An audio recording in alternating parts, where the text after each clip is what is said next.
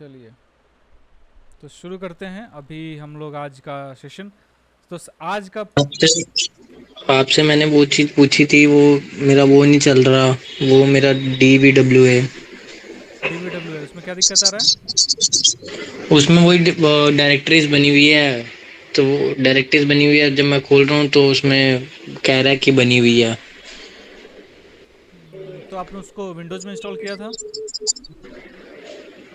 DVW को हाँ, Windows में मैंने बताया था ना कि विंडोज़ में इंस्टॉल कर लीजिएगा, उसमें प्रॉब्लम आ रही है तो।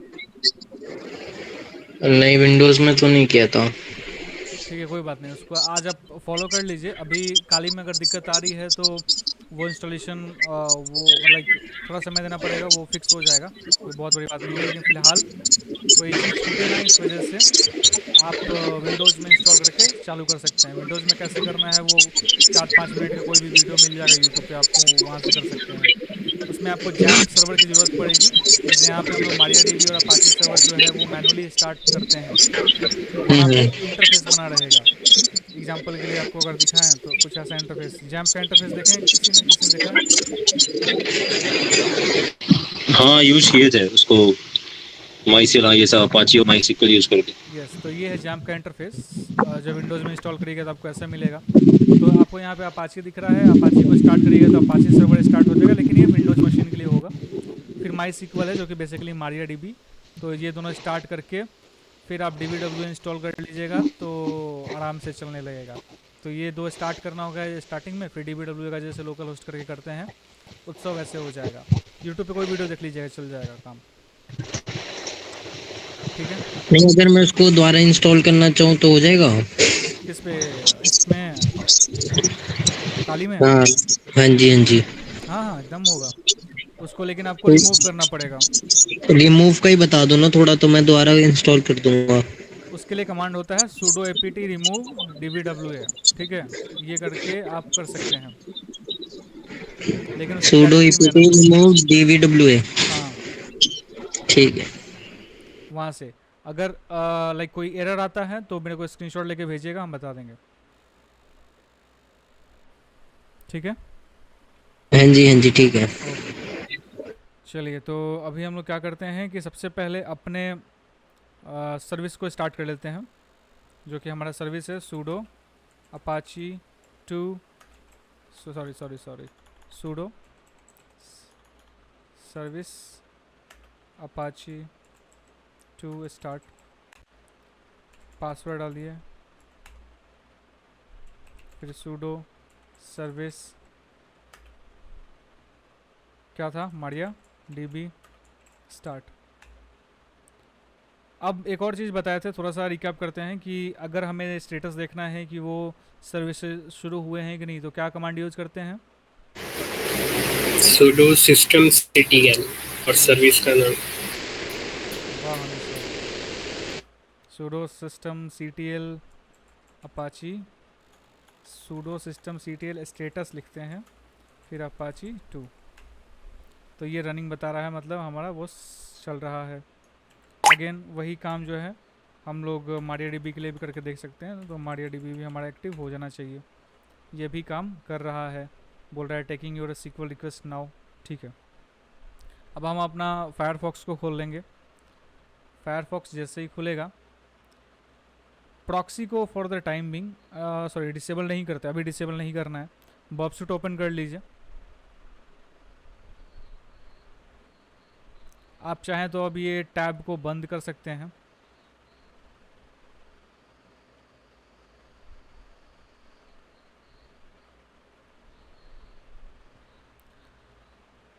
इसके बाद कमांड इंजेक्शन ही था ना? हाँ, कमांड इंजेक्शन। ओके, चलिए, तो इसमें हम अपना बोल देते हैं local host slash DVWA, inter कर लेंगे, आएंगे एडमिन एंड अपना जो डिफ़ॉल्ट पासवर्ड है वो डाल देंगे। देन हम आएंगे यहाँ पे DVW सिक्योरिटी में, सिक्योरिटी को लो पे सेट करेंगे। सिक्योरिटी को लो पे सेट करने के बाद कमांड इंजेक्शन पे आ जाएंगे। अब देखिए, अच्छा यहाँ तक हो गया सभी लोगों का? हो गया। ठीक है, अब कमांड इंजेक्शन से क्या समझते हैं? कमांड का मतलब आप लोगों को पता है क्या, कि हम कोई कमांड दे रहे हैं। कैसा इनपुट दे कमांड? रहे हैं। कि वो कोई क्वेरी हो सकती है, कोई हमारा स्क्रिप्ट हो सकता है, या फिर लाइक टर्मिनल में जो कमांड दे रहे हैं वो कमांड हो सकता है, ठीक है। और इंजेक्शन मतलब कि कोई चीज़ इंजेक्ट करना। जैसे आपकी तबीयत ख़राब होती है तो आपके अंदर वो इम्यूनिटी सिस्टम को इम्प्रूव करने के लिए, वो अंदर वो आपके गुड बैक्टीरिया जो हैं वो उसको हेल्प करने के लिए हम इंजेक्शंस देते हैं, मतलब हम नहीं, डॉक्टर्स देते हैं। तो उससे क्या होता है, वो लाइक या तो कोई एंटीबायोटिक्स दे रहे हैं या फिर कोई तोड़ दे रहे हैं उस बीमारी का, तो वो उस चीज़ को हमारे शरीर में इंजेक्ट करते हैं जो कि जा कर के उन बैड बैक्टीरिया से लड़ता है। तो यहाँ भी सर्वर और क्लाइंट की कहानी होती है। तो ये जो इंजेक्शन है ये क्लाइंट अपने एंड से सर्वर के एंड पे देता है। ये क्लाइंट यहाँ पे मतलब यानी कि हैकर्स जो हम लोग हैं, तो हैकर्स जो हैं वो कमांड के थ्रू इंजेक्शन लगाते हैं सर्वर में, कि उसको सुई लगा करके इन्फॉर्मेशन निकलवा लें सर्वर से कि हाँ भाई चलो कुछ स्क्रिप्ट रन कराते हैं, कुछ मलिशियस रिक्वेस्ट सेंड करते हैं। जो ये हम रिक्वेस्ट भेजेंगे ये एक टाइप का मलिशियस रिक्वेस्ट के ही टाइप होंगे, एग्जैक्टली मलिशियस नहीं अभी जो हम सीखेंगे, क्योंकि मलिशियस रिक्वेस्ट लिखने के लिए वो कैसे करना है वो बात की बात है। अभी थोड़ा सा बेसिक्स समझते हैं कि वो काम कैसे करता है। बट कमांड इंजेक्शन क्या होता है उसका बहुत छोटा सा ब्रीफ था। एक चलिए कोई फ़ोटो देखते हैं, उससे समझ में आएगा। कोई फ़ोटो हम ले लेते हैं, ये लेते हैं चलिए।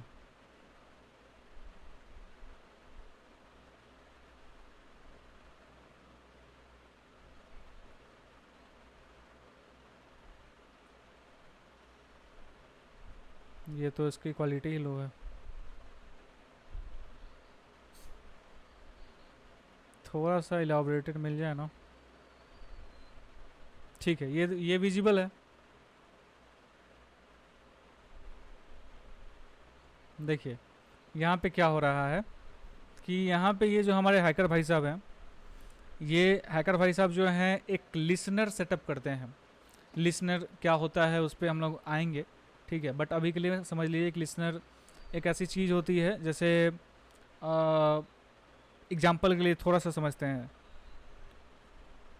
मान लीजिए कि आपने कोई रिक्वेस्ट भेज दिया है किसी सर्वर को और आपको देखना है यूट्यूब, ठीक है। आपने यूट्यूब देखने के लिए सर्वर को रिक्वेस्ट किया, तो उससे क्या होगा कि क्लाइंट एंड पे ब्राउज़र में एक लिसनर एक्टिवेट हो जाएगा, ठीक है, जो कि सर्वर का रिस्पॉन्स के आने का वेट करेगा। और जैसे ही उसको रिस्पॉन्स मिलेगा उसका लिसनर जो है उसको पकड़ करके आपको उसका आउटपुट दिखाएगा। तो लिसनर का मतलब समझ रहे हैं, वो वर्ड से ही क्लियर हो रहा है कि वो क्या कर रहा है, लिसन कर रहा है। क्या लिसन कर रहा है? जो रिक्वेस्ट गई है सर्वर तक और वो सर्वर से जो रिक्वेस्ट आने वाली है, समझ रहे हैं, ये होता है लिसनर। अब उसके बाद है कि इसमें रिवर्स शेल स्क्रिप्टिंग भी एक चीज़ होती है। रिवर्स शेल स्क्रिप्टिंग क्या होती है, थोड़ा सा ब्रीफ देते हैं आपको, और भी अच्छे से बाद में समझ में आएगा। लेकिन जो हम अभी कर रहे हैं, लाइक जो भी टर्मिनल में कमांड दे रहे हैं, दैट इज़ अपने लिनक्स के बेसिक कमांड्स, ठीक है। लेकिन अगर हम किसी लैंग्वेज में कोई, अगर हम हार्डवेयर से डायरेक्टली बात करना चाहते हैं, ठीक है, हार्डवेयर से जब हम डायरेक्टली बात करते हैं तो वहाँ पे आता है शेल स्क्रिप्टिंग या कंसेप्ट। मतलब समझिए कि अभी हमारे पास ये जो इंटरफेस है यहाँ पे, तो हमारे पास GUI है, मतलब कि ग्राफिकल यूजर इंटरफेस है। तो अगर मैं यहाँ क्लिक कर रहा हूँ तो ये डायरेक्टली ये टैब खुल जा रहा है, इस पर क्लिक कर रहे हैं तो ये टैब खुल जा रहा है, तो GUI है। लेकिन लिनक्स में GUI होता है क्या? अभी तो मतलब डेफिनेटली अभी है, बट अगर मैं यूनिक्स ऑपरेटिंग सिस्टम की बात करूँ, यूनिक्स ऑपरेटिंग सिस्टम लिनक्स का लाइक बहुत अर्लीस्ट वर्जन हुआ करता था, ऐसे आप समझ सकते हैं। तो उस वक्त कोई ग्राफिकल यूजर इंटरफेस नहीं हुआ करता था। तो उस वक्त जो भी चीज़ें होती थी सब कमांड के लाइक जैसे हम अभी टर्मिनल में कमांड्स लिखते हैं ना, सब भी चीज़ें वैसी ही होती थी वाया टर्मिनल, तो उसमें कमांड्स लिख करके मैनुअली, ठीक है। तो वो हार्डवेयर लाइक हमारे यूज़र और हार्डवेयर के बीच में एक कम्युनिकेशन का मीडियम था जिसको हम बोलते थे शेल स्क्रिप्टिंग। ये समझ पाएँ शेल स्क्रिप्टिंग क्या होता है? हार्डवेयर से डायरेक्ट बात करने का तरीका है सेल स्क्रिप्टिंग। आई गेस आप लोगों ने कॉलेज में पढ़ा होगा थोड़ा बहुत। अनीश भाई, यश भाई। अब देखिए यहाँ रिवर्स शेल क्या है। रिवर्स शेल है मतलब कि जो स्क्रिप्ट्स चल रहे हैं, ठीक है, लाइक सर्वर पे जो स्क्रिप्ट चल रहे हैं, उस स्क्रिप्ट्स को आप उल्टे तरीके से, एग्जांपल के लिए मान लीजिए कि आप अपने घर से कहीं घूमने गए किसी फेमस प्लेस पे, ठीक है, तो वो हो गया सेल स्क्रिप्टिंग। अब फिर आप अपने घर आप उस घूमने वाले जगह से फिर अपने घर पे आए वापस, तो वो हो गया रिवर्स सेल स्क्रिप्टिंग, मतलब कि उस सेल स्क्रिप्टिंग का उल्टा, रिवर्स सेल स्क्रिप्टिंग। ठीक है, तो इसमें क्या होता है कि स्क्रिप्ट्स को हम लोग समझते हैं, हमें पता है कि स्क्रिप्ट कैसा होगा, हमें पता है कि स्क्रिप्ट का स्ट्रक्चर ऐसा दिखने वाला है। तो जब हमें आइडिया है तो हम रिवर्स सेल बना करके हम जब वो सेल यानी कि उस पेलोड को जब हम सर्वर तक भेजेंगे तो हम कुछ चेंजेस कर पाएंगे कि नहीं कर पाएंगे। मतलब समझ पा रहे हैं थोड़ा सा कॉम्प्लिकेटेड हो रहा है? नहीं समझ में आया? फिर से बताएं। हाँ फिर से बताइएगा। चलिए, ये थोड़ा सा हम ज़्यादा हेवी इमेज ले लिए, आसान वाला लेते हैं। आसान वाला आपको अभी समझाते हैं, उस पर बाद में आएंगे फिर।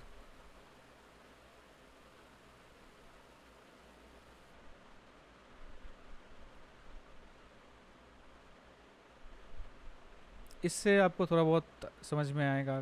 देखिए क्या बोल रहा है कि the application executes a pre defined command which is specified by the application itself.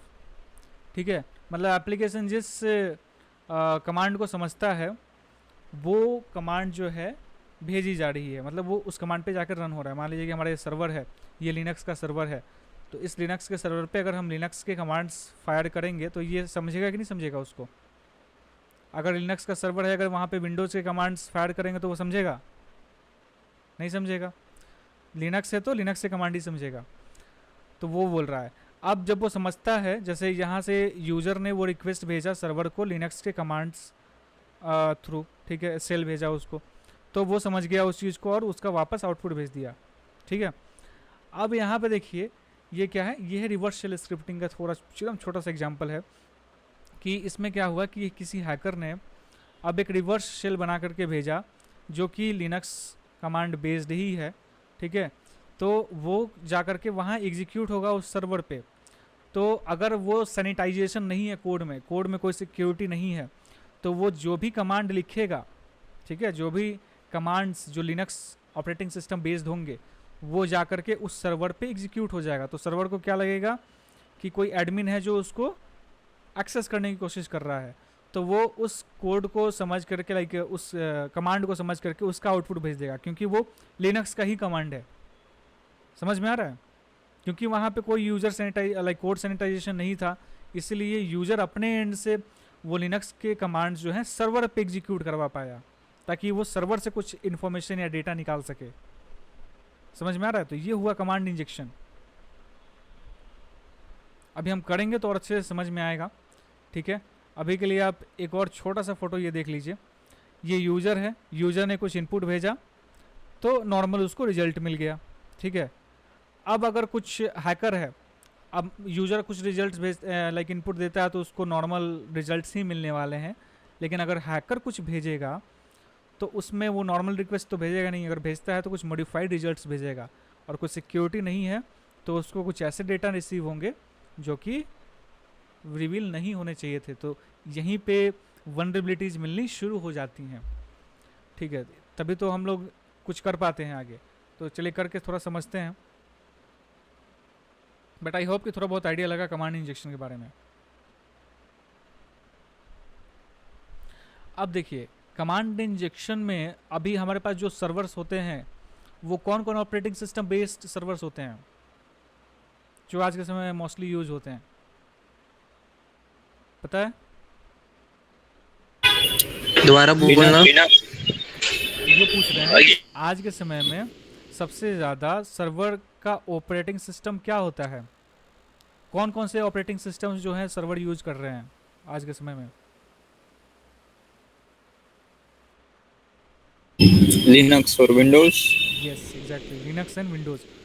मतलब आप लोग सवाल समझ पाए थे? सवाल क्या था? देखिए, सवाल ये था कि जैसे कोई भी होस्टिंग प्रोवाइडर है, ठीक है, मान लीजिए आप होस्टिंगर से कुछ खरीद रहे हैं, आप हो लाइक वेबसाइट को होस्ट करने के लिए आपने होस्टिंग का प्लान खरीद लिया, तो होस्टिंगर या तो विंडोज बेस्ड ऑपरेटिंग सिस्टम का यूज़ कर रहा होगा अपने सर्वर पे, या फिर लिनक्स बेस्ड ऑपरेटिंग सिस्टम का यूज़ कर रहा होगा।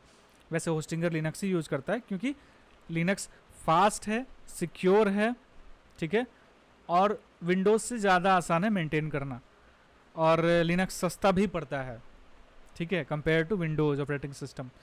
तो सर्वर के मोस्टली दो ऑपरेटिंग सिस्टम्स हो सकते हैं, विंडोज़ एंड लिनक्स। ये क्लियर है? ओके, तो अब लिनक्स के कमांड्स का आइडिया है आप लोगों को, ठीक है, लिनक्स के ऑपरेटिंग सिस्टम का आइडिया है। आप लोगों को कोई ऐसे कमांड्स पता हैं विंडोज़ के जो कि कमांड प्रॉम्प्ट में रन कराए जा सकते हैं? Any idea? कमांड प्रॉम्प्ट में जैसे हम लोग यहाँ पे टर्मिनल में चलाते हैं ना, तो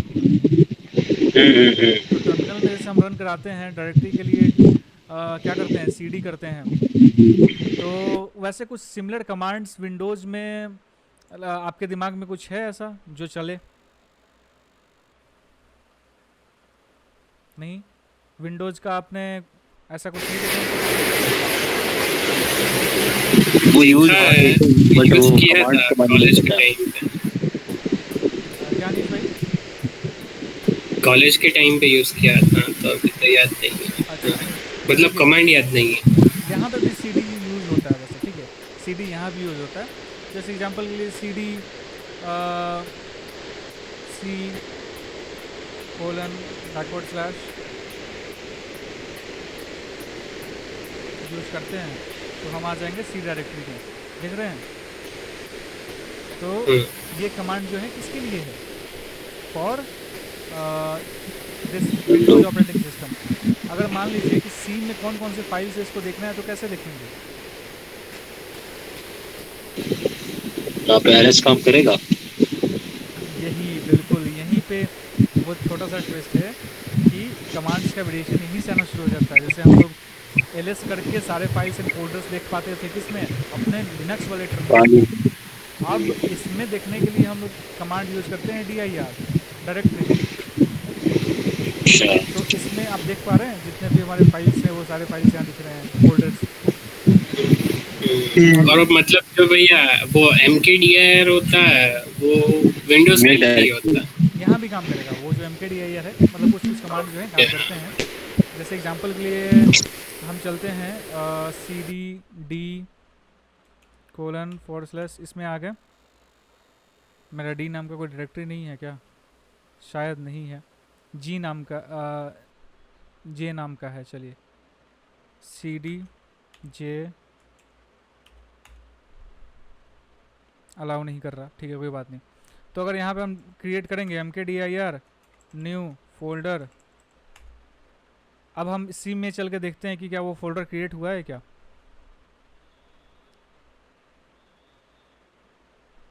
सी में देखिए न्यू फोल्डर क्रिएट हो गया,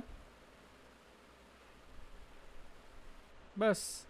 तो लाइक dir जो है एक एग्जाम्पल था, ऐसे बहुत सारे कमांड्स होते हैं।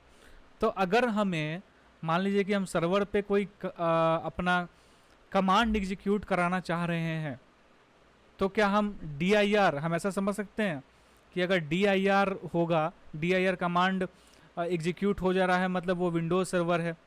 अगर ls कमांड यूज हो रहा है तो वो कौन सा ऑपरेटिंग सिस्टम होगा? लिनक्स। तो हम इससे क्या क्लासीफाई नहीं कर सकते कि अगर मान लीजिए कि कोई हमें ऐसा विंडो मिल जाता है जहां से हम वो कमांड पास कर सकें। अब उस कमांड में हमने पास किया dir, लेकिन वो चला ही नहीं, इसका क्या मतलब हो सकता है?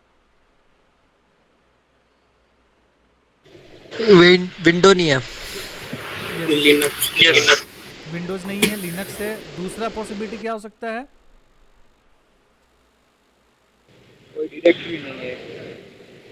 दूसरा पॉसिबिलिटी क्या हो सकता है कि वो सिक्योर्ड है, वहां पे वो काम नहीं कर रहा है इंजेक्शन। समझ में आया? यस। तो अभी चलिए, अभी हम आप सभी ने इसका DVW सिक्योरिटी को लो पे सेट कर लिया है। लो पे सेट करने के बाद कमांड इंजेक्शन पे आइएगा। वैसे अभी हमें बॉब शूट की ज़रूरत नहीं पड़ेगी, तो इसलिए यहाँ पे देखिए, अब हमने यहाँ पे क्या दिख रहा है मेरे को कि इंटरनेट IP एड्रेस। तो IP एड्रेस क्या हो सकता है, जैसे एक काम करते हैं 192.168.1.1 ट्राई करके देखते हैं क्या आउटपुट मिलता है। तो देखिए ये पिंग कर रहा है इस IP को, ठीक है, जिसमें से मेरे को 4 पैकेट्स रिसीव हुए हैं। ICMP प्रोटोकॉल होता है, ठीक है। तो ICMP यहाँ पे चल रहा है, इसको 4 पैकेट्स ट्रांसमिट हुए हैं, 4 पैकेट रिसीव हुए हैं, 0% पैकेट लॉस हुआ है। इसको पिंग होने में 3 सेकंड का समय लगा है लगभग, ये 3006 मिली सेकेंड से, मतलब लगभग 3 सेकंड्स का समय लगा है, ठीक है। अब अगर यहाँ पे हम google.com लिखे हैं तो चलिए देखते हैं क्या होता है। google.com,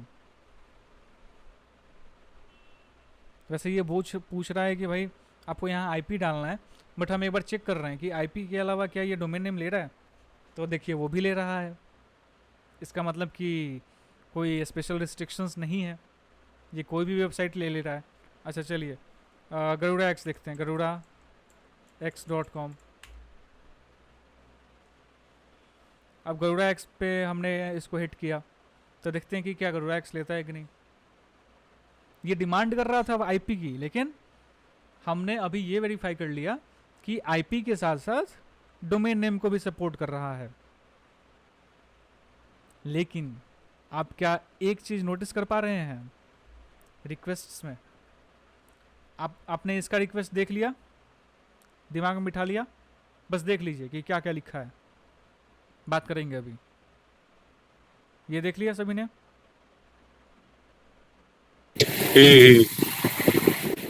अब देखिए यहाँ पे मैंने ये IP पास किया। अभी देखिए अभी क्या रिस्पॉन्स दिख रहा है, आप लोगों को क्या इसे समझ में आया? यहाँ पे पिंग बैक हो रहा है, क्या ये पिंग बैक हो रहा है, वहाँ पे कुछ हो नहीं रहा है, रिसीव नहीं हो रहा है। बिल्कुल, कहने का मतलब ये है कि जब हमने 192.168.1.1 यानी कि IP एड्रेस डाला तो उससे क्या हुआ कि हमारा रिक्वेस्ट गया और रिक्वेस्ट रिसीव भी हुआ, पैकेट्स ट्रांसमिट भी हुए और पैकेट्स रिसीव भी हुए। लेकिन जब हम डोमेन नेम डाल रहे थे तो वहाँ पैकेट्स जा रहे थे लेकिन रिसीव नहीं हो रहे थे, इसीलिए आपको ये ऐसे ये वाले रिजल्ट्स नहीं दिख रहे थे वहाँ। समझ में आया? ओके, अभी देखिए इसके हम सोर्स कोड में थोड़ा चलते हैं, देखते हैं कि क्या क्या है ये थोड़ा सा। अब देखिए इसमें बोल रहा है कि अगर सबमिट का रिक्वेस्ट आता है, जो कि सबमिट एक पोस्ट रिक्वेस्ट ही होता है। पोस्ट रिक्वेस्ट क्यों होता है सबमिट का बटन, बता सकता है कोई? सबमिट बटन पोस्ट क्यों है? क्योंकि यूजर वो डाल रहा है ना URL को। यस, क्योंकि ये जो सबमिट बटन पे कोई भी क्लिक करेगा तो वो रिक्वेस्ट कहाँ तक जाएगी? सर्वर तक जाएगी, और जो रिक्वेस्ट सर्वर तक जाती है उस कौन सी रिक्वेस्ट होती है? पोस्ट रिक्वेस्ट होती है। समझ में आया ना? अब देखिए यहाँ पे अगर आप देख पा रहे हैं तो बोल रहा है कि अगर विंडोज़ ऑपरेटिंग सिस्टम है, ठीक है, तो कमांड सेल जो है वो एग्जीक्यूट करा दो पिंग, ये काम करेगा। अगर नहीं तो अगर यूनिक्स ऑपरेटिंग सिस्टम है फिर भी पिंग चलाओ। मतलब ये एक बार ध्यान से सुनिएगा कि सर्वर या विंडोज़ हो या फिर यूनिक्स हो, दोनों में से कोई भी हो, तो तुमको दोनों के केस में पिंग को चलाना है, जो कि पिंग कमांड है। पिंग स्पेस जो IP हम लिखते हैं, ऐसे जनरल कमांड भी होता है अपने अगर इसमें टर्मिनल में जाकर के हम लोग टाइप करेंगे, जैसे एग्जांपल के लिए आपको दिखाते हैं, ये हमने टर्मिनल खोला। अब इस टर्मिनल में अगर हम ऐसे टाइप करें पिंग garudax.com, तो देखिए ये जो है पिंग करना शुरू करेगा, इसमें समय लगेगा। पिंग गूगल करते हैं क्योंकि ये डिफ़ॉल्ट DNS रिकॉर्ड्स है इसके। तो देखिए ये कमांड जो है, मतलब अभी देखिए अभी इसको रन होने में थोड़ा समय लगेगा, तब तक आप ये समझिए कि पिंग स्पेस हमारा डोमेन नेम या फिर आईपी, ये जब लिखते हैं तो हमें कुछ पैकेट्स ट्रांसमिट होते हैं और कुछ पैकेट्स रिसीव होते हैं। इतना समझ में आया ना? ठीक उसी तरीके से यहाँ पर जो हम लोगों को ये बॉक्स दिख रहा है इंटर एंड आईपी एड्रेस का, यहाँ पर पिंग जो है ऑलरेडी फीडेड है। ठीक है, पिंग ऑलरेडी फीडेड है, हमें सिर्फ यहाँ पर लाइक अपना डोमेन नेम या फिर आईपी एड्रेस पास करना है, लेकिन यहाँ पे रिस्ट्रिक्शन है कि आपको आईपी ही डालना है तो वो पैकेट्स रिसीव होने शुरू होंगे। तो फिलहाल यहाँ पे हमें ये नहीं पता है कि यहाँ पे कौन सा ऑपरेटिंग सिस्टम इसके सर्वर पे चल रहा है, वो लिनक्स है कि विंडोज़ है, नहीं पता है। तो इसलिए सोर्स कोड में ये मेंशन्ड है कि अगर विंडोज़ हो, अगर विंडोज़ है तो ये कमांड एग्जीक्यूट करो, अगर विंडोज़ नहीं है तो एल्स। यूनिक्स होगा, अगर विंडोज़ नहीं है तो डेफिनेटली यही होगा, तो इस कमांड को एग्जीक्यूट कराओ। इफ़ एल्स स्टेटमेंट आप लोग को समझ में आता है ना, कि भाई पहला स्टेटमेंट अगर नहीं चला तो दूसरा स्टेटमेंट चला दो। ठीक है।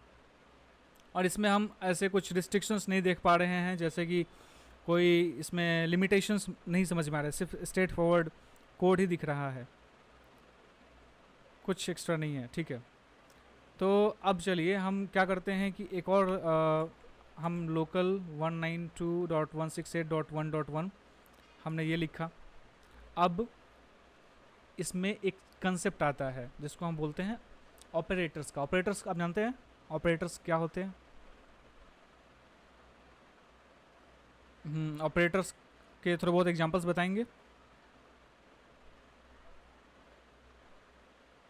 एक कंडीशन वो ट्रू है और नहीं, वो सब के लिए होता है ना ऑपरेटर। तो अच्छा, बिट वाई और वो वाले ही बोल रहे हैं ना, एंड और। यस, एंड क्या है? एंड एक ऑपरेटर है, हाँ समझ में आया? एंड सुना है ना आप लोगों ने? ये सेमी कॉलन क्या है? सेमी कॉलन भी एक ऑपरेटर है। ये ग्रेटर देन स्मॉलर देन क्या है? ये भी एक ऑपरेटर है। इक्वल टू क्या है? एक ऑपरेटर है। याद आया? एंड और ये सब चीज़ें। ठीक है, तो अब हम क्या करेंगे इसमें कि इस चीज़ को बाईपास करने के लिए हम ऑपरेटर्स का यूज़ करेंगे। ठीक है, तो ऑपरेटर्स के लिए यहाँ पे हम एक क्या कर रहे हैं, सेमी कॉलन यूज़ कर रहे हैं। तो सेमी कॉलन यूज़ करने से क्या होगा? सेमी कॉलन नया स्टेटमेंट शुरू होगा, मतलब जितना एग्जीक्यूट पुरानी होने के क्वेरी बाद जो है वो टर्मिनेट हो जाएगी, मतलब कि वो वहीं ख़त्म हो जाएगी और उसके बाद जो हम लिखेंगे वो चलनी शुरू होगी। तो ये तरीका होता है, आपको याद रखना है कि जब भी ऐसा कभी कमांड इंजेक्शन से रिलेटेड अगर आप वल्नरेबिलिटी या फिर पेन टेस्टिंग में यूज़ कर रहे हैं, तो कुछ ऑपरेटर्स जो है हम लाइक कुछ ऑपरेटर्स हम लोग अभी ट्राई करने वाले हैं। तो पहला सेमी कॉलन ट्राई कर रहे हैं, और आप अभी इसके बाद कोई लिनक्स के कमांड या फिर विंडोज़ के कमांड्स टाइप करके देखिए 1 by 1 कि कौन से रिक्वेस्ट को ये एक्सेप्ट कर रहा है। ठीक है, तो अभी के लिए हम dir एक बार लिख के देखते हैं। ये dir किस चीज़ के लिए है? डायरेक्टरी के लिए है। क्या चीज़ के लिए? डायरेक्टरी के लिए, directory for which operating system? Windows के लिए। चलिए अभी इसको सबमिट करते हैं, देखते हैं क्या आउटपुट आता है। अगर आप इसमें देख रहे हैं तो इसमें विंडोज़ का भी चल जा रहा है। आप इसमें देख रहे हैं यहाँ फाइल हेल्प index.php सोर्स देख पा रहे हैं? तो जब हमने dir लिखा तो हमें ये डायरेक्टरी शो हो गई। अच्छा ठीक है, कोई बात नहीं। अब हम क्या करते हैं कि हम इसके लिए अब एक बार ls कमांड का यूज़ करते हैं। चलिए ls में भी हमें ये रन हो गया। अब आप सोच रहे होंगे कि भाई ये दोनों में कैसे रन हो सकता है? आ रहा है ना दिमाग में? क्योंकि वो कमांड ही ऐसा लिखा हुआ है, उसमें दोनों पे चल रहा है। क्योंकि ये सिमुलेटर है। ठीक है, ये वो जो सा लाइक सोर्स कोड लिखा हुआ है वो दोनों को एक्सेप्ट कर रहा है, ताकि आप दोनों को ट्राई कर सकें कि दोनों में कैसे आउटपुट्स आते हैं। ठीक है, तो अगर लिनक्स बेस्ड है तो उसका कुछ आउटपुट ऐसा आएगा, बाकी विंडोज़ का भी हमने देख लिया। लेकिन जब हम रियल वर्ल्ड में उतरेंगे तो वो किसी एक कमांड को ही एक्सेप्ट करेगा, क्योंकि लिनक्स और विंडोज़ भाई दोनों तो एक साथ काम नहीं कर सकते, होगा तो दोनों सेपरेट सेपरेट एंटिटी होगा, है कि नहीं। तो यहाँ पे समझ में आ गया ना कि दोनों एक्सेप्ट कर रहा है, लेकिन इसका मतलब ये नहीं है कि वेबसाइट पे भी दोनों एक्सेप्ट करेगा। और जो आपने पहले लिखा था DIR और ये जो आया था हेल्प index.php, तो ये आया तो एक मतलब क्या पता चला इससे, इसके आने से? देखिए जब हमने, अच्छा एक कंपेयर करिएगा, अभी आपने ये सारे रिक्वेस्ट देखे, ये सारी चीज़ें गायब हो जाएंगी अपनी, ठीक है। अभी हम सिर्फ ये पास करते हैं। अभी हमने जब इसको पिंग किया तो सिर्फ हमें ये पता चला कि हाँ भाई ये पिंग हो रहा है रिक्वेस्ट, लेकिन जैसे ही हमने ये किया, आप देखेंगे DIR नीचे फाइल्स दिखेंगे हमारे। अच्छा,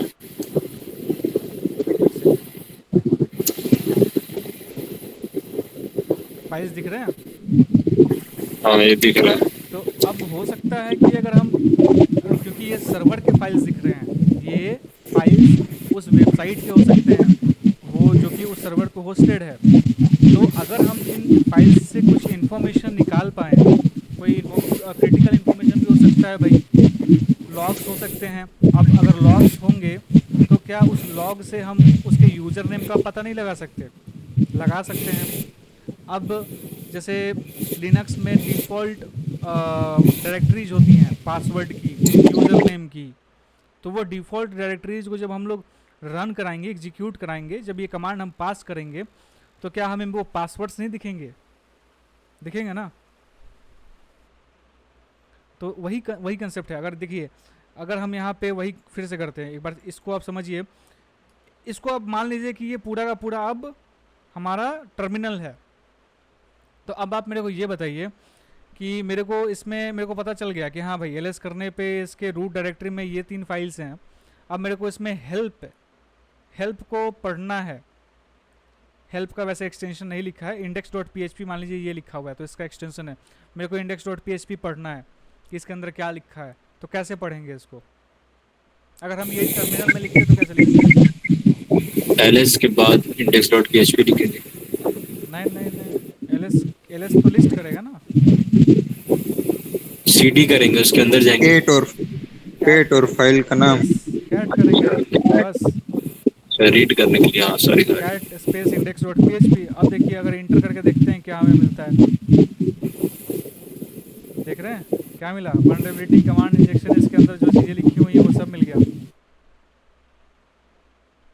हम इसके अंदर के फाइल्स को पढ़ पा रहे हैं। ये हमने उसके अंदर के सोर्स कोड को पढ़ लिया। तो आई होप कि समझ में आए कि भाई देखिए, आप कमांड इंजेक्शन, इसी को बोलते हैं कमांड इंजेक्शन। कमांड के थ्रू हमने इंजेक्ट कर दिया, वो कमांड सर्वर पे गया, एग्जीक्यूट हो गया, और जो सर्वर पे एग्जीक्यूट हुआ उसका आउटपुट हमें दिख गया। क्लियर हुआ? समझ में आ गया।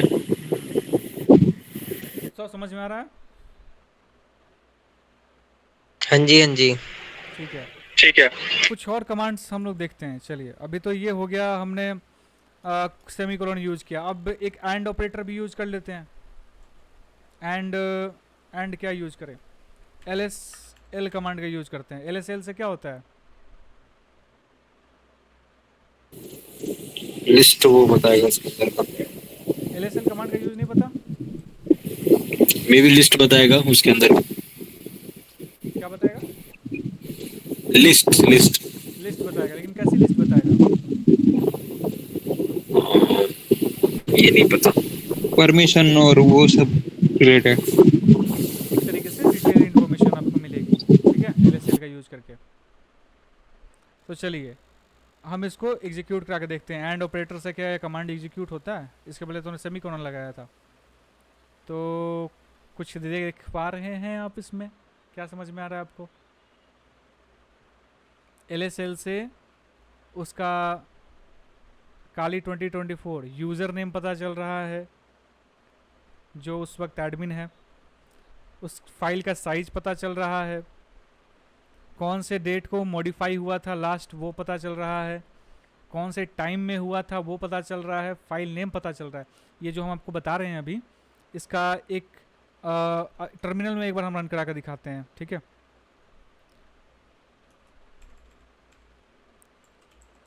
क्लियर कर दिया। अब हम क्या करते हैं, ls करते हैं। तो देखिए यहाँ पे जो हमें दिख रहा है ये हमारा एडमिन का नाम, ठीक है। ये पासवर्ड भी हो सकता है, ये उसका फाइल साइज फाइल साइज हो सकता है, या फिर पोर्ट नंबर। यहाँ पे मेंशन नहीं है वैसे, लेकिन वो पता चल जाएगा। उसके लिए और भी कमांड से हम आगे बात करेंगे उसके बारे में। ये जो डेट होता है ये होता है last modified date. Last modified date समझते हैं?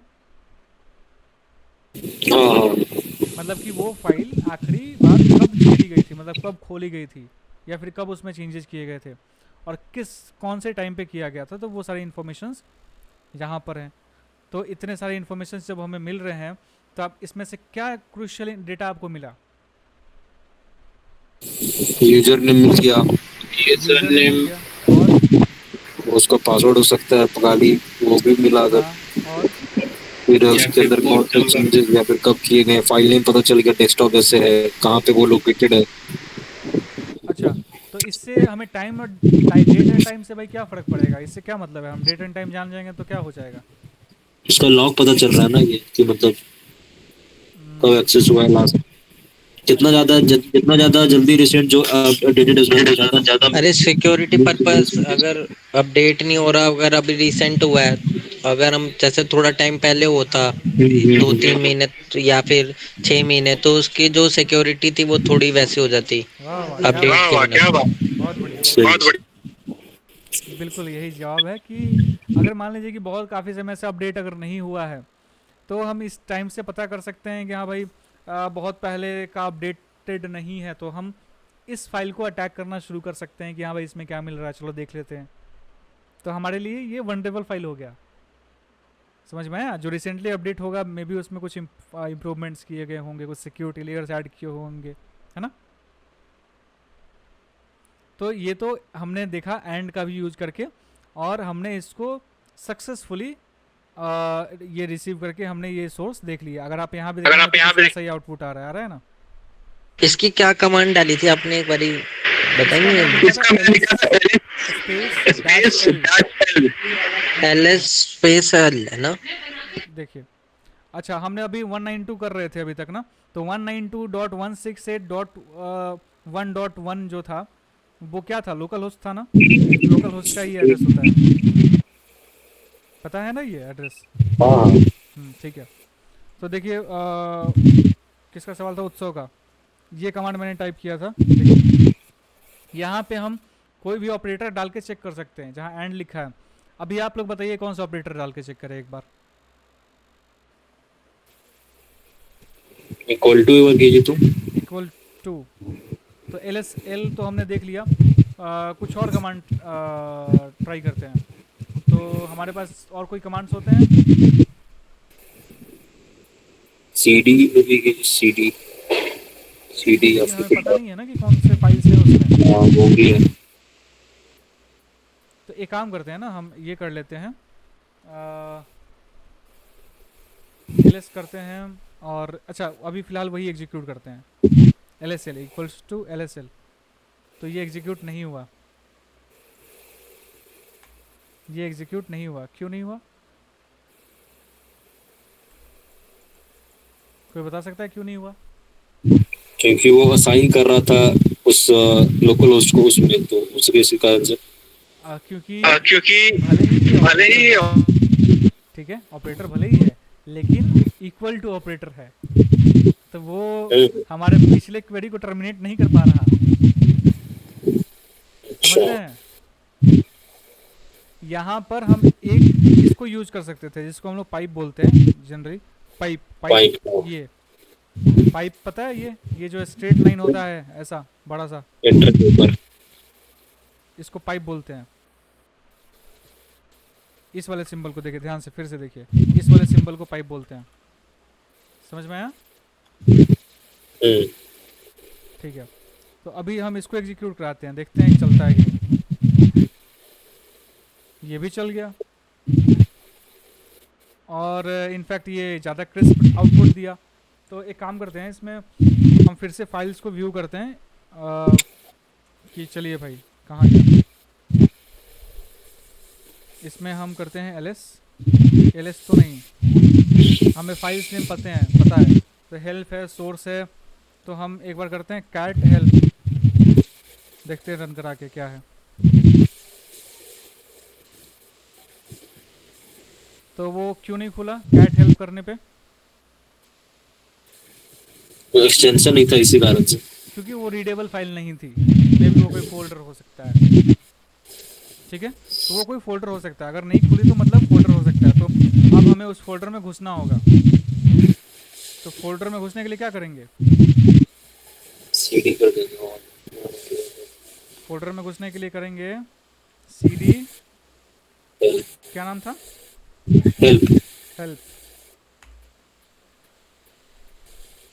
यहाँ पे पाइप क्या कैसे यूज हो पा रहा? पाइप पाइप यहाँ पे कैसा क्या काम कर रहा है, और का यहाँ पे क्या मतलब बोथ का?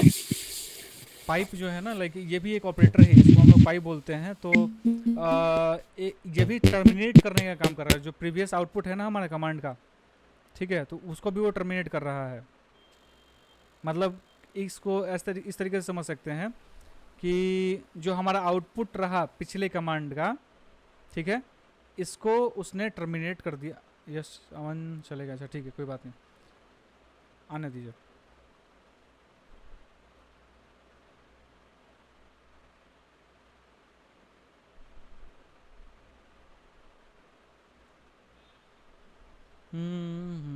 ओके, तब तक हम लोग अपने टर्मिनल को ओपन कर लेते हैं। अब टर्मिनल में वही सेम कमांड एक बार टाइप करते हैं। चलिए, हमारा क्या था? एल था, एल तो देख लिया आपने। पाइप का यूज़ थोड़ा समझा देते हैं। तो पाइप को अगर हम लोग यहाँ पे यूज़ करें, यहाँ पे अगर हम लेस लिखते हैं तो आप देखिए इसको क्या मिला। टोटल 32 डायरेक्टरीज मिले हैं हमें। LSL space less. हाँ मन, हाँ भैया हाँ। तो ये जो है ना क्या करता है कि जो हमारा एक कमांड का इनपुट होता है, ठीक है, जैसे बहुत साधारण भाषा में समझा रहे हैं, वो टेक्निकल एक्सपेक्ट में नहीं जा रहे हैं, कि ऐसे समझ लो सीधे भाषा में कि हमारा जो प्रीवियस कमांड था, जैसे कि ये हमारा प्रीवियस क्या था कि हमने पिंग करने के लिए एक रिक्वेस्ट डाली थी, तो इसका आउटपुट लेकर के, लाइक इसका जो भी आउटपुट लिया वो उसको लेकर के आगे बढ़ जाएगा। ये सक्सेसफुल रहा तो, ये सक्सेसफुल रहा अगर, तब सक्सेसफुल रहेगा तो इसको लेकर के आगे बढ़ जाएगा और आगे जो भी लिखा रहेगा उसको एग्जीक्यूट कराएगा। समझ में आया? तो समझ में आ गया। एज ए सेपरेटर काम कर रहा है बस दोनों के लिए। डिफरेंस की तरह है, अगर वो सही हुआ तो उसको लेके आगे बढ़ रहा है। हाँ, तो अगर हम इसको रन कराते हैं तो ये भी रन करेगा। समझ में आ गया ना ये? हाँ हाँ सर। तो इस तरीके से हमने लो वनरेबिलिटी वाली, मतलब जो हमारा लो लेवल था कमांड इंजेक्शन, बट मेरे को एक चीज बताओ शुभम भाई, एक बात बताओ, हम एंड करके भी यही चीज निकाल पा रहे थे, और पाइप वाला ऑपरेटिंग वो लगा के, ऑपरेटर लगा के भी यही चीज निकाल पा रहे हैं। तो एंड और उसमें क्या हो रहा है? सॉरी, मतलब दोनों से कैसे हो रहा है ये पूछ रहा है। नहीं, पर डिफरेंस क्या है? एंड भी लगा के हमें ये सारी चीजें पता लग रही है कि हेल्प है, इंडेक्स डॉट php, कुछ चीजें जो है ना डिफॉल्ट होती है, कमांड इंजेक्शन की बात कर रहे हैं हम। तो वहाँ पे अगर हम कोई भी बाईपास या फिर कमांड इंजेक्शन करने के लिए अगर हम कोई उसमें कमांड्स लिख रहे हैं, तो जो कुछ सर्टेन पेलोड्स होते हैं जो कि हमेशा हम यूज़ कर सकते हैं। उन पेलोड्स के क्या क्या एग्जांपल हैं?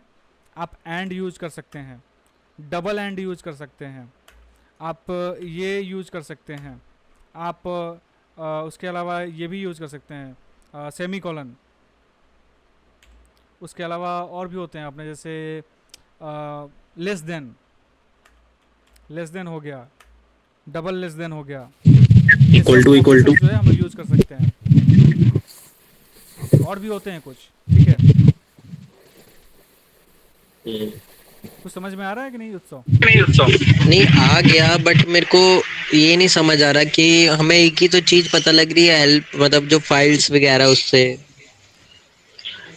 मतलब आप ये बोल रहे हैं चाहे कि मैं एंड ऑपरेटर यूज करूं या मैं पाइप ऑपरेटर यूज करूं। अच्छा आप ये बोल रहे हैं कि कौन सा यूज़ करें, कब कैसे यूज़ करेंगे, कैसे पता चलेगा? नहीं नहीं, मैं कह रहा हूँ इनके हम अलग अलग यूज कर रहे हैं, हम मतलब एंड ऑपरेटर भी यूज कर रहे हैं और पाइप ऑपरेटर भी यूज कर रहे हैं, तो इन दोनों में डिफरेंस क्या आ रहा है? देखिए डिफरेंस बस इतना सा है। अच्छा एक बार माइक म्यूट कर लीजिए। हाँ देखिए, कभी कभी क्या होता है कि जब कोड, सोर्स कोड जो होता है, जब उसमें सिक्योरिटी लगी रहती है, ठीक है, तो हो सकता है कि उसमें एंड वाले ऑपरेटर को डेवलपर ने एक्सक्लूड कर दिया हो कि जब एंड से रिलेटेड कोई अगर रिक्वेस्ट आती है तो उसको ब्लॉक कर दो, या फिर उसमें ऐसा कुछ कोड मेंशन होगा कि अगर सेमी कॉलन से रिलेटेड कुछ स्क्रिप्ट आ रही है या फिर कुछ मलिशियस रिक्वेस्ट आ रहा है तो उसको एक्सक्लूड कर दो, मतलब उसको ब्लॉक कर दो रिक्वेस्ट को। तो जब मान लीजिए एंड और सेमी कॉलन अगर ब्लॉक्ड है तो इस पे कभी वो चल ही नहीं पाएगा। तो इसीलिए हमारे पास और दूसरे ऑपरेटर्स हैं जिसको हम लोग यूज़ करके ट्राई कर सकते हैं कि अच्छा चलो भाई, ये अगर ब्लॉक हो चुका है, अगर सर्वर के एंड पे सिक्योरिटी है और अगर कुछ ऑपरेटर्स ब्लॉक्ड हैं, तो और जो अवेलेबल ऑपरेटर्स हैं उसको ट्राई करके देखते हैं कि उससे हम इंजेक्ट कर पाते हैं कि नहीं कर पाते हैं। समझे उत्सव? हाँ जी हाँ जी। अभी इसका हमें मे बी मिले आगे। एक बार हम क्या करते हैं इसका, चलिए डीबीडब्ल्यू सिक्योरिटी को ना मीडियम पे करते हैं और उसका सोर्स कोड देखेंगे, मे बी उसमें हो। चलिए मीडियम हमने कर लिया। मीडियम करके जब हम व्यू सोर्स में आएंगे तो ये देखिए, इसमें आपको क्या दिख रहा है, ये डबल एंड क्या है यहाँ, एक्सक्लूडेड है, कि इसको बोल रहा है कि इसको ब्लैकलिस्ट कर दो भाई। जब डबल एंड आ रहा है या फिर सेमी कॉलन आ रहा है तो इसको ब्लैकलिस्ट कर दो। तो जब ये ब्लैकलिस्ट हो चुका है तो हम कितना भी ये ऑपरेटर यूज कर लें, हम कभी भी वो कमांड एग्जीक्यूट करवा ही नहीं पाएंगे सर्वर के एंड पे।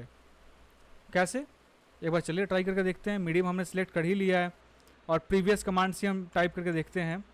जो हमारा क्या था, सेमी कॉलन वाला ये था। सेमी कॉलन इसमें कौन कौन ब्लॉक था, डबल एंड ब्लॉक है और सेमी कॉलन ब्लॉक है, ये दो चीज़ें ब्लॉक्ड है इसमें।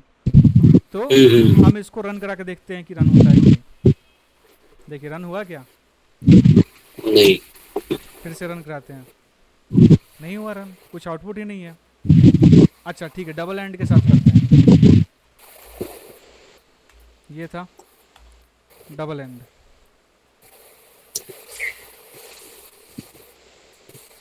क्या रन हुआ? नहीं हुआ ना? चलिए, तो आप बोल रहे हैं कि भाई ठीक है, आप इसमें तो ये दो नहीं हुआ, ये तो भाई आपने देख लिया सोर्स कोड में। तो अब ठीक है, हम कोई और ऑपरेटर ले लेते हैं, अब उसको हम प्रूफ करते हैं कि हाँ वो रन होता है। तो डबल एंड ब्लॉक्ड था, सेमी कॉलन ब्लॉक्ड था, लेकिन एंड ब्लॉक्ड नहीं था ना। नहीं एंड तो नहीं, एंड नहीं था, तो एंड क्या एग्जीक्यूट करना चाहिए कि नहीं करना चाहिए? करना तो चाहिए। करना चाहिए। तो अगर हम इसको एग्जीक्यूट कराते हैं तो देखिए क्या होता है, आया। तो ये हमने क्या किया, सोर्स कोड से आइडेंटिफाई किया कि हाँ भाई ये चीज़ें ब्लॉक्ड हैं। कभी कभी वो चीज़ें अगर सोर्स कोड में नहीं विजिबल हैं तो हम उसको आइडेंटिफाई ही नहीं कर पाएंगे। इसलिए हम उस केस में मल्टीपल ऑपरेटर्स जो हमारे पास अवेलेबल हैं उसको चेक करके देखेंगे कि हाँ भाई कौन सा चल रहा है। यहाँ पे तो विजिबल था तो हम समझ गए कि हाँ डबल एंड और सेमीकोलन ब्लॉक्ड है। क्लियर उत्सव? हाँ जी क्लियर। एक और ऑपरेटर की बात करते हैं थोड़ा सा। एक डॉलर भी होता है हमारा ऑपरेटर। डॉलर का साइन की इधर चलिए, डॉलर LS। तो देखिए डॉलर पे भी ये रन हो गया।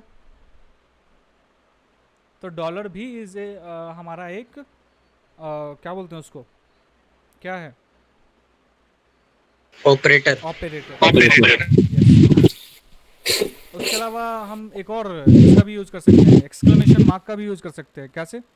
तो चलिए इसके बदले हम क्या करते हैं कि यहाँ पे हमारा एक्सक्लेमेशन मार्क लगाते हैं, चेक करते हैं। LS के बदले यहाँ पे हम रखते हैं सिर्फ LS रखो डायरेक्टरी वाला।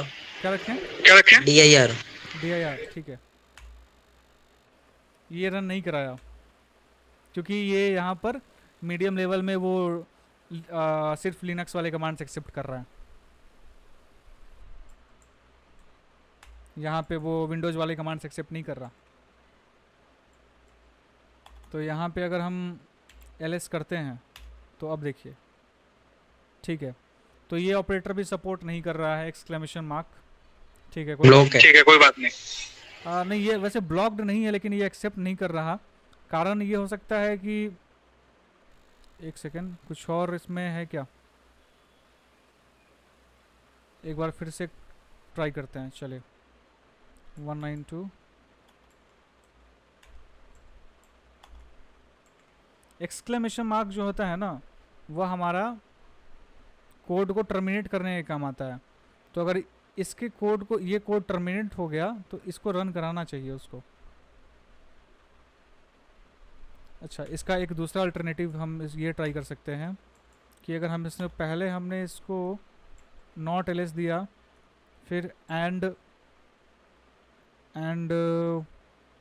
क्या, एंड एल कुछ ऐसा लिखते हैं, तो क्या रन होता है क्या? नहीं। ठीक है, मतलब कि एक्सक्लेमेशन को ये रिकॉग्नाइज ही नहीं कर पा रहा है, बहुत पुराना है, लेकिन एक्सक्लेमेशन भी काम करता है, ध्यान में रखिएगा। हो सकता है इसमें वो कॉन्फ़िगरेशन अवेलेबल ना हो फॉर द टाइम बिंग, इसलिए एक्सेप्ट नहीं कर रहा है। ओके, तो आपको दिमाग में आ गया, ध्यान में आ गया कि कौन कौन से ऑपरेटर्स यूज होते हैं।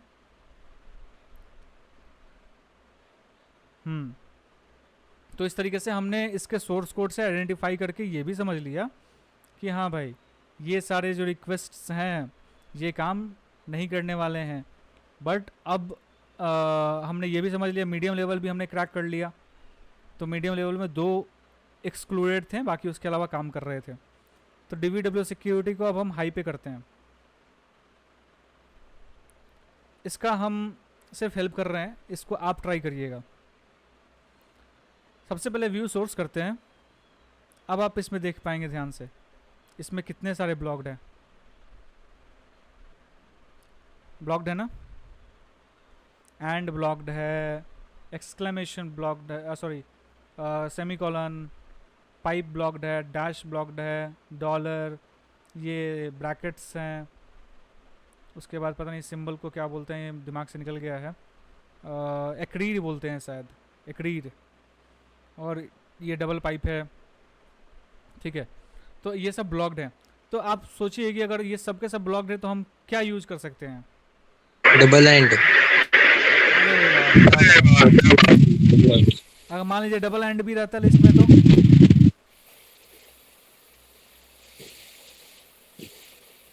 अगर डबल एंड भी लिस्ट में होता तो हमारे पास और क्या ऑप्शन होता?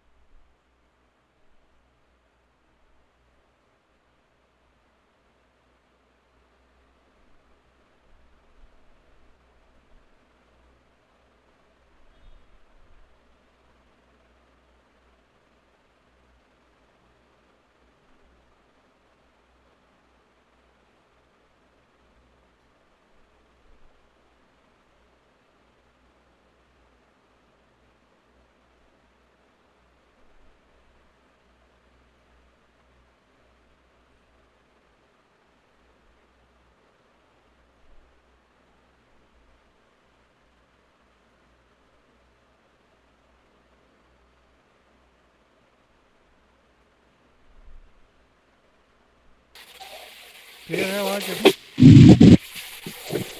क्या? आवाज क्लियर है? हाँ, ठीक है, तो हम लोग कहाँ पे थे कि एंड है, ये सारी चीज़ें। तो अगर हम बात कर रहे थे कि चलिए डबल एंड भी अगर लिस्ट में है तो हमारे पास और क्या ऑप्शन बचता है? दिमाग लगाइए। अब बात चलेगी आपकी फिर। हम्म। आवाज नहीं आ रही आवाज है नहीं आ आपकी। रही है। आवाज़ नहीं आ रही है। आवाज नहीं आ रही है। हाँ हाँ। एक सेकेंड। अब ठीक है, अब ठीक है, आप बोलिए। ठीक है अभी। हाँ अभी आ रही है। ओके।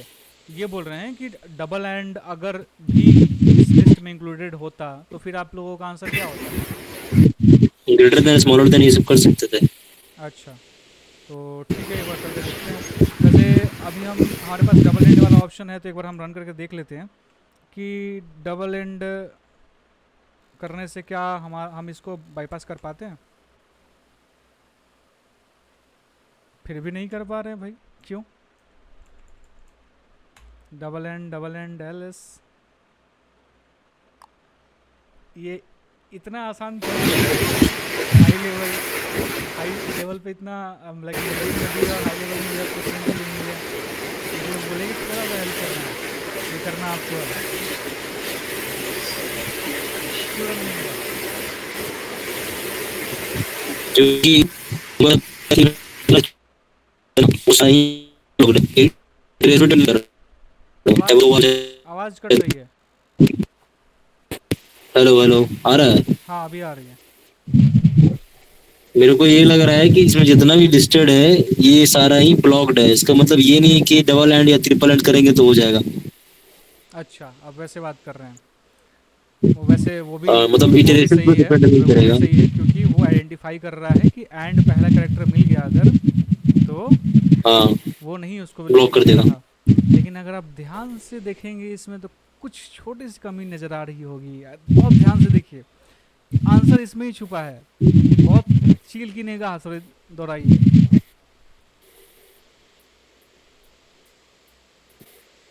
बहुत माइन्यूट चीज़ है, अगर आप आइडेंटिफाई कर पाए तो तुरंत आंसर आ जाएगा। कुछ देख रहा और हूँ, समझ में आ रहा है? पैटर्न टाइप क्या है कुछ। हिंट बोलिएगा दें, नहीं, ठीक हिंट है? दें या फिर आप लोग एक तुरंत मिनट, मान लीजिएगा? एक मिनट। उसमें वो जो पाइप वाला है उसमें गैप है एक एक्स्ट्रा। कहाँ पे? कहाँ पे? उसके जो ऊपर वो है ना अपना कॉलन, कोट्स? पाइप वाले कोट्स? में। कोट्स की बात कर रहे हैं? कोट्स की बात ये थर्ड वाले पे बोल हाँ रहे जी हैं। हाँ जी हाँ जी हाँ जी। अच्छा, इसमें क्या दिक्कत है भाई? स्पेस बोल रहे हैं। स्पेस? अच्छा अच्छा, स्पेस से क्या हो जाएगा? ये तो नहीं पता, आपने बोला माइनर सी होगी, मैंने बता दी। ये माइनर ये सी चीज़ माइनर सी ही चीज। हमारा आंसर ला करके दे रही है, और ये क्रैक करके देगी आपको आउटपुट। कैसे? देखिए, क्रैक हो गया।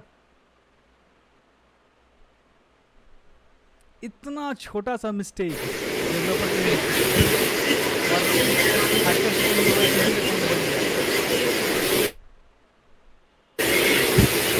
क्या यूज किया आपने भैया?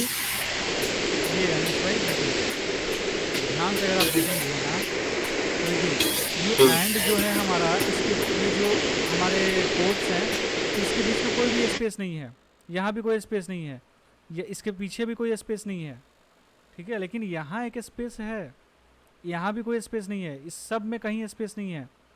लेकिन लाइक इधर भी स्पेस नहीं है, लेकिन यहाँ एक स्पेस है, जिसके वजह से वो चीज़ एक फ्लॉ बनी है कोड में। डेवलपर एक स्पेस डाल दिया, जिसकी वजह से ये उस कैरेक्टर को इंटरलाइन नहीं कर पाया। ये उस कैरेक्टर को कैसे इंटरलाइन कर रहा है?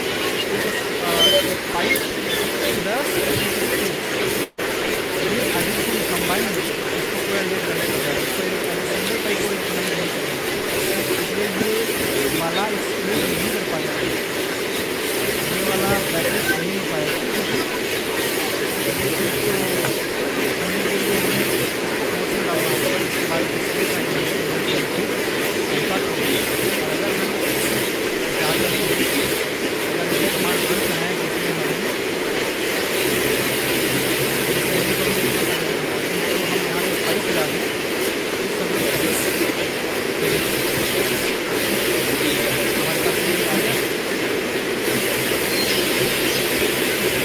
इस फ्लॉ से हमारे पास हमने इसको क्रैक कर लिया। और सारी भैया चीज़ें मतलब हाँ, 2 ऑपरेटर हम एक साथ यूज कर सकते हैं या फिर नहीं? 2 ऑपरेटर कर सकते हैं एक साथ यूज, डेफिनेटली कर सकते हैं अगर कोई रिस्ट्रिक्शंस नहीं है तो। लेकिन उसके लिए सोर्स कोड को थोड़ा सा पढ़ना होगा। अगर सोर्स कोड के लिए नहीं करना चाहते, उतना दिमाग नहीं लगाना है, तो सबको मैनुअली ट्राई कर लीजिए, या फिर एक वर्ड लिस्ट बना करके रखिए और वर्ड लिस्ट से इंट्रूडर में इसको पास कर दीजिए रिक्वेस्ट कैप्चर करके। वो सिर्फ ब्रूट फोर्स में थोड़ी काम आता है। नहीं, जैसे ये तो सिमुलेटर में हमें पता लग रहा है सोर्स कोड, वैसे वेबसाइट वगैरह में पता लग जाएगा? अगर मैं उसी की तो बात कर रहा हूँ कि अगर वो सोर्स कोड अगर विजिबल नहीं है आपको, तो आप क्या कर सकते हैं कि वो सारी चीज़ें मैनुअली अपने एंड से ट्राई कर सकते हैं करके, जो आप चीज़ें ये इन्फॉर्मेशन गैदर कर रहे हैं, सीख रहे हैं। तो जो सिक्योर वेबसाइट्स नहीं होती हैं उसमें ये सारी चीज़ें बहुत डायरेक्टली दिख जाती हैं, कोई इशू नहीं होता है। बट इफ इन केस नहीं दिख रही हैं तो आप वो सारी चीज़ें यहाँ पे डाल करके ट्राई कर सकते हैं। अगर वो भी मैनुअली भी नहीं करना तो आप एक वर्ड लिस्ट बना लीजिए इन का लाइक इसका यूज़ करके। वर्ड लिस्ट कैसे, वर्ड लिस्ट कैसे, वर्ड लिस्ट ऑर्गेनाइज्ड ऑपरेटर्स और उन सभी को इसका रिक्वेस्ट कैप्चर कर लीजिए जाकर के बॉब शूट में, फिर इंट्रूडर में भेजिए, फिर वहाँ पर आप इसको पास कर दीजिए और अपना वर्ड लिस्ट ऐड करके लोड कर दीजिए। फिर उसके बाद ये सारे रिक्वेस्ट को मैनुअली लाइक वो ऑटोमेटिकली कर लेगा। तो वो इंट्रूडर का यूज़ सिर्फ ब्रूट फोर्स नहीं है, एज यहाँ भी यूज़ कर सकते हैं उसको। तो ये थॉट प्रोसेस डेवलप करना है कि अच्छा क्या ऐसा भी हो सकता है क्या कि हम लोग उसका यूज़ करके यहाँ पे कर सकते हैं। तो एक बार आप खुद से दिमाग लगाइए कि अगर हम वर्ड लिस्ट बना करके क्या इंट्रूडर से इसका यूज़ करें तो ये हो नहीं सकता है।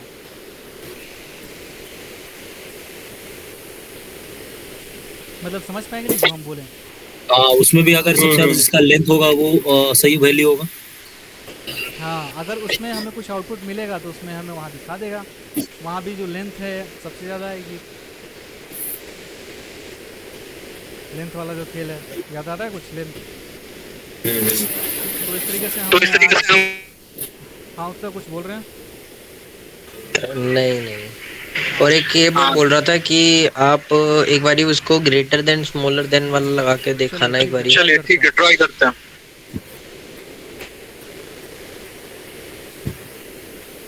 ग्रेटर देन एलएस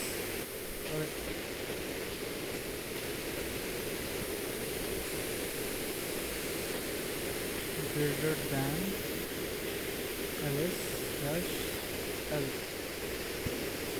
नहीं रन कर रहा क्योंकि ये रिकॉग्नाइज नहीं कर रहा है इसको। बट ये हमारा होता है, इसको आइडेंटिफाई नहीं कर पा रहा क्योंकि लिमिटेड है हमारा जो पैकिंग इन्वायरमेंट है, उसके जो कॉन्फ़िगरेशन फाइल्स हैं उसमें ये मेंशन नहीं होगा, एडिट नहीं होगा, इसलिए वो नहीं रन कर पा रहा है। ठीक है, लेकिन अगर आप सर्च करेंगे ना इधर ऑपरेटर्स फॉर कमांड इंजेक्शन तो आपकी पूरी लिस्ट मिलेगी यहाँ पे।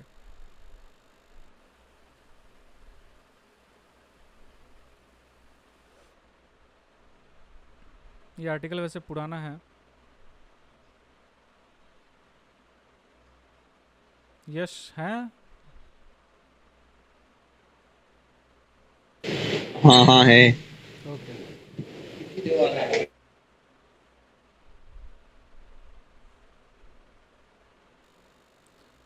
इसमें भी नहीं है क्योंकि ये सब पुराने हैं, लेकिन जो नए वेबसाइट्स जो बन रहे हैं ना उसमें ये भी फ्लॉ है। तो आप मैंने जो बताया है उसको भी आप ट्राई करके देखिएगा ज़रूर, क्योंकि कभी कभी जब ये काम नहीं करते हैं ना तो वो काम कर जाते हैं। ये आपको लाइक इम्पोर्टेंट वाले ही जो सबसे ज़्यादा फ्रीक्वेंटली यूज होते हैं वो दिखा रहा है, समझ गया ना?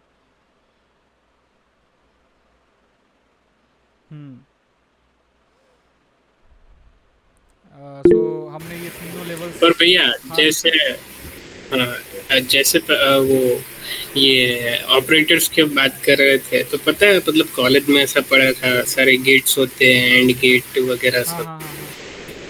हाँ, तो उसमें पता है आपको NOR करके भी आता था, NAND करके भी आता था।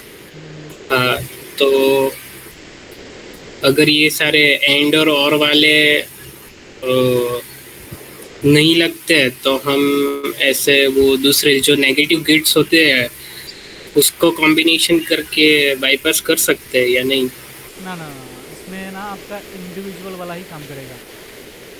जैसे एंड के लिए यहाँ पे डबल एंड है और के लिए डबल पाइप है, देख रहे हैं ये। ओके। हम्म। यहाँ पे सिंगल ऑपरेटर्स ही काम कर रहे हैं, डबल ऑपरेटर्स काम लाइक सपोर्ट नहीं करता है ये। लेकिन ये बस हम एक छोटा सा एग्जांपल दिए थे, लेकिन ये अब आपको सोचना है कि उससे कितने क्रूशियल इन्फॉर्मेशन निकाला जा सकता है। अच्छा चलिए, अब इतना सब हमने किया है तो एक छोटा आवाज सा, नहीं आ रहा है। आवाज़ नहीं आ रहा? आ रहा है। Hello hello. नहीं, हम्म। मेरे में घट रहा है। ऑडिबल। अच्छा ठीक है, तो जब हमने इतना कर लिया तो एक काम और कर लेते हैं कि हम तब से इतनी बात कर रहे थे कि भाई क्या क्रूशियल मिल जाएगा, क्या क्रूशियल डेटा मिल जाएगा। तो कुछ ना, हम जो डिफ़ॉल्ट लोकेशन होता है काली के अंदर पासवर्ड्स की, काली मतलब लिनक्स के अंदर पासवर्ड का जो उसका लोकेशन देखते हैं। चलिए, मतलब पासवर्ड जहाँ भी स्टोर होते हैं उसका डिफ़ॉल्ट लोकेशन होता है। तो उसका पाथ होता है cd cat कैट, इसमें नहीं, एक मिनट, शिफ्ट FN कैट। ये फाइल कहाँ है? यूजर्स के अंदर मेटास्प्लॉइट वर्ड लिस्ट सुंदर रहेगा। एक मिनट, पता चल जाएगा।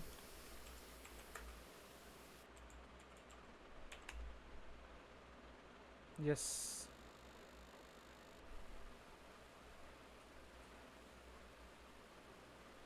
cd etc पासवर्ड ये है अपना।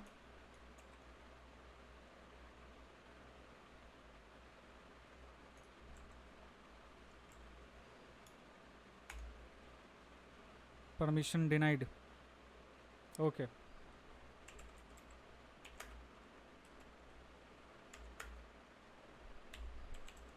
उससे सिंपल तरीका है,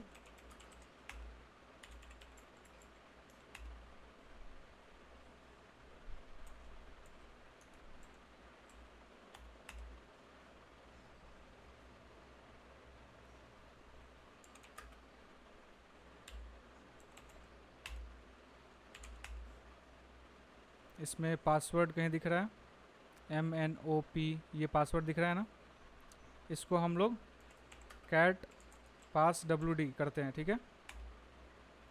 तो आप इसमें देख पा रहे हैं ना कि पूरा का पूरा जो है ये कुछ आउटपुट आ रहा है, कुछ तो आ रहा है, कुछ तो आ रहा है, समझेंगे क्या आ रहा है। लेकिन इसका लोकेशन क्या है? /etc फोल्डर में पास WD के नाम से। तो अगर हम इसको डायरेक्टली कुछ ऐसे रन कराएं, एक काम करते हैं, इस डायरेक्टरी से बाहर चलते हैं। अगर हम इसको डायरेक्टली ऐसे रन कराएं cat etc/pass WD, तो क्या ये रन करेगा? अभी तो नहीं दे रहा था। करेगा, क्यों करेगा बता रहे हैं। क्योंकि ये पास WD जो है ना एक फाइल है, ठीक है। ये फाइल है, इसीलिए यहाँ पे हमें कैट का यूज करना होगा, CD का यूज नहीं कर सकते क्योंकि ये फोल्डर नहीं है पासवर्ड। जब अच्छा एंटर करेंगे तो देखिए ये रन हो गया, यानी कि डिफ़ॉल्ट हमारा लोकेशन होता है, याद रखिएगा। ये पासवर्ड फाइंड करने का डिफ़ॉल्ट लोकेशन है। तो अब हम क्या करते हैं, यहाँ पे 192 ये कर लिया हमने, और हमारे यहाँ पे कौन सा था हाई लेवल में 5, और यहाँ कैट etc पासवर्ड हमने लिखा, सबमिट करते हैं। देखिए आ गया सब, कितना क्रूशियल इन्फॉर्मेशन लीक हो गया हमने इसका यूज़ करके। देखिए हमारा यहाँ उसका यूज़र नेम पता चल गया, रूट डेमोन, ये सारी चीज़ें पता चल रही हैं। आप इसमें और भी बहुत सारी चीज़ें देख सकते हैं, जैसे और भी लोकेशंस हमको मिल रहे हैं इसमें, जैसे वैर रन रेड सॉक्स, ये रन SSHD। SSH क्या होता है? SSH का यूज करके हम लोग सिक्योर शेल का एक्सेस लेते हैं, मतलब कि उसके सर्वर में घुसने तक का हम लोग को एक्सेस ले सकते हैं। डीएनएस मास्क, भाई इतने सारे हम लोगों को लाइक लोकेशंस मिल रहे हैं, तो सोचिए इतने सारे लोकेशंस मिल रहे हैं, तो हर एक लोकेशन को इंडिविजुअली हम लोग जाकर के ट्राई करके कुछ ना कुछ तो इन्फॉर्मेशन निकाल ही सकते हैं, कर सकते हैं कि नहीं। सो दिस वाज, मतलब ये इसका एक मलिशियस, मतलब एक थोड़ा हाई लेवल का था कि हाँ भाई पासवर्ड हम लोग देख सकते हैं। ऐसे बहुत सारे डिफ़ॉल्ट ये होते हैं। आप एक काम करिएगा, आप ऐसे सर्च करिएगा, ये टास्क है आप सभी का, आप लोग इसका एक लिस्ट बनाइएगा। आप सर्च करिएगा default crucial locations of Kali Linux.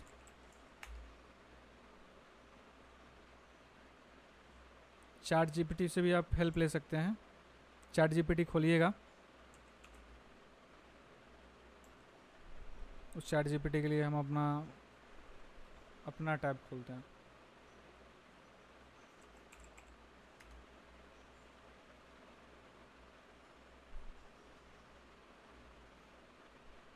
ये दिख रहा है ना, यहाँ बोल रहे हैं default crucial locations of Kali Linux that may reveal some juicy data. वैसे ये मे भी इस रिक्वेस्ट को ब्लॉक कर दें, क्योंकि मलिशियस रिक्वेस्ट जाएगा, बट हम मैनिपुलेट करेंगे इसको। देखिए, तो थोड़ा सा हम इसको ऐसे करते हैं, default crucial location of Kali Linux that may reveal my personal data. थोड़ा सा रोना है इसके सामने, personal data, kindly tell me those default locations and the type of data they hold। Enter करते हैं।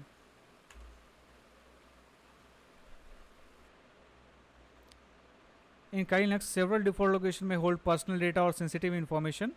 Home directory, home/username, log files, cache directories, SSH and GPG keys, virtual machines, containers, web server के files, network configuration, temporary files. सोचिए कितना crucial information निकाल सकते हैं इससे हम लोग। ये बहुत छोटी बात नहीं है, जब आप थोड़ा और आगे बढ़ेंगे तो आप समझेंगे कि भाई कितनी पावरफुल चीज़ें हैं ये, और इसका यूज़ क्या कर सकते हैं। चलिए एक बार लॉग डिटेल्स भी देख लेते हैं हम लोग, इसमें क्या लॉग डिटेल्स हम लोग निकाल पाते हैं कि नहीं। इसमें पाइपिंग लॉग, ये गलती हो गई। क्या गलती हो गई? सीडी छूट गया ना, ये नहीं रन हुआ क्योंकि उसमें वो फाइल एग्जिस्ट नहीं कर रहा, समझे? वो लॉग वाली फाइल ही नहीं थी इसमें, इसलिए नहीं रन हुआ। बट आई बिलीव कि ये आपको इस पर रिसर्च करना है और एक पूरा डॉक्यूमेंटेशन बनाना है डिटेल्ड, और आपको ये सारे कमांड्स जो हैं अपने सिस्टम में भी रन कराने हैं कि हाँ भाई, और उसके स्क्रीनशॉट्स भी अटैच करने हैं विद जो भी आप करेंगे, ढूंढेंगे, ठीक है।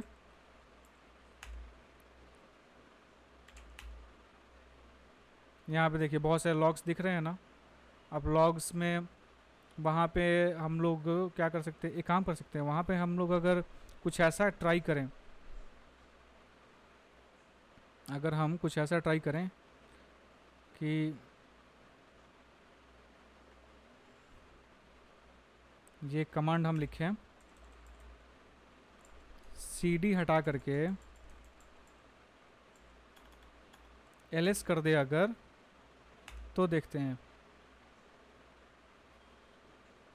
मिला। दोबारा ठीक है, दोबारा करते हैं। देखिए, जब भी समझ में नहीं आया ना कि भाई, अगर मान लीजिए कि जैसे हमने उस वक्त सीडी रन कराया, कुछ आउटपुट नहीं मिला, तो हम इसको एक बार लोकल मशीन में रन करा के देखते हैं कि हमारे लोकल मशीन का इंफ्रास्ट्रक्चर क्या कहता है। तो हमने क्या किया, उसी कमांड को सीडी के साथ वेरलॉग में टाइप किया, तो हम इस डायरेक्टरी में आ गए वेरलॉग के। तो इसका मतलब लॉग जो है कोई फाइल नहीं है, लॉग एक फोल्डर है, ठीक है। तो अब इस फोल्डर के अंदर क्या क्या चीज़ें हो सकती हैं वो देखना है हमें। तो हम एलएस करके लिस्ट किए तो हमें इतने सारे फाइल्स एंड फोल्डर्स दिख गए, ठीक है।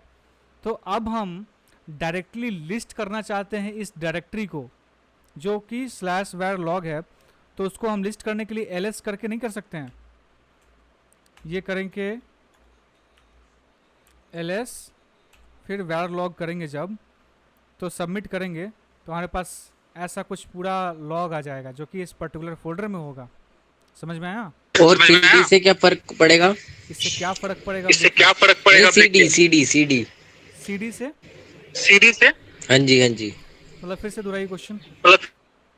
मैं कह रहा हूँ अगर हम ls मतलब ये ls डाल के तो हम इसका अंदर की फाइल्स वगैरह चेक कर रहे हैं कि कौन सी है। अगर हम सीडी डालेंगे तो उससे क्या पता लगेगा? देखिए हमने सीडी डाला था तो वो एग्जीक्यूट नहीं हुआ।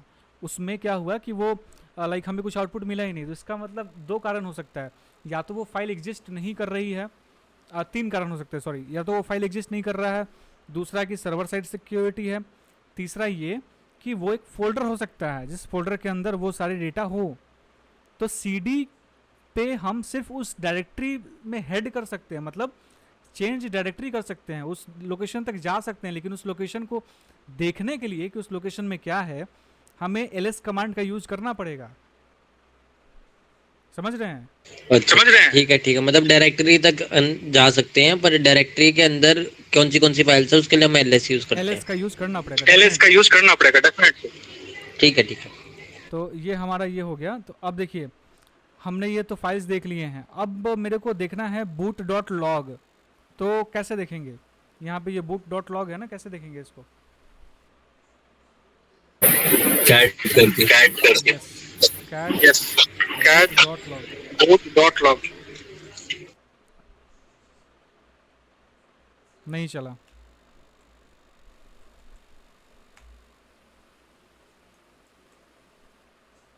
फिर से रन कराते हैं। हो सकता है फाइल एम्प्टी हो। यहाँ पे boot.log है क्या? कैट, या फिर वहाँ पे वो उतना स्पेस ही ना हो। देखिए यहाँ पे रन कर गया, कारण क्या है? कारण कोई बताएगा? उसके रेंज से बाहर था क्या वहाँ पे?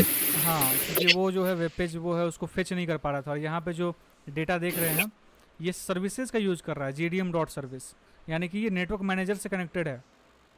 देख रहे हैं? तो नेटवर्क मैनेजर से कनेक्टेड है मतलब कि नेटवर्क से वो रिक्वेस्ट जो है ले रहा है, और नेटवर्क वाले रिक्वेस्ट जो है वो यहाँ नहीं शो कर पा रहा है, इसलिए वो नहीं दिखा, लेकिन हमारा यहाँ दिख गया। लेकिन जब हम लोकल होस्ट से हट करके लाइव सर्वर्स पर जब अटैक करेंगे ना, तो हमें वो सारी चीज़ें एग्जीक्यूट होंगी, क्योंकि वो इंटरनेट से ही तो कनेक्टेड होगा ना लास्ट में। आई होप कि आप इससे क्रूशियल डेटा भी निकालना सीख चुके हैं। वैसे और भी बहुत सारे फाइल्स हैं, यूज़र नेम SSH, ये SSH बहुत ख़तरनाक चीज़ है भाई। अगर इसका एक्सेस आपको मिल गया ना, आप मतलब कि वेबसाइट में घुसने के बाद कुछ भी कर सकते हैं। देखिए एक आखिरी 1-2 कमांड करेंगे उसके बाद बस ख़त्म। बहुत ज़्यादा समय हो गया, पता नहीं चला, माफ़ करिए भाई लोग। Cat home user name not SSH run नहीं करेगा, छोड़िए। ये आप लोग ट्राई करिएगा, ठीक है? काफ़ी ज़्यादा समय हो चुका है, बट आई होप कि समझ में आया होगा सारी चीज़, और हमने तीनों चीज़ ख़त्म कर दिया है। तो कल नए हम लोग अटैक पे जाएंगे जो होगा CSRF, ठीक है? वैसे पॉसिबल होगा तो इम्पॉसिबल वाला एक बार ट्राई करिएगा क्या होता है।